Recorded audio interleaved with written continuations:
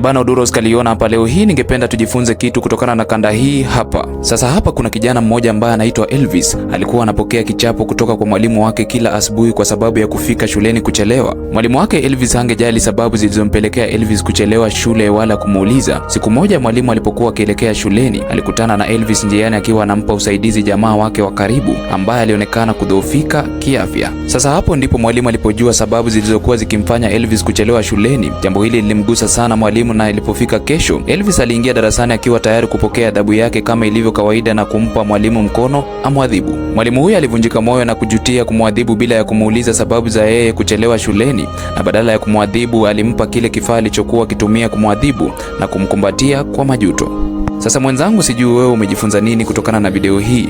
Mimi nimejifunza wanavyosema kwa kimombo, don't judge a book by its cover.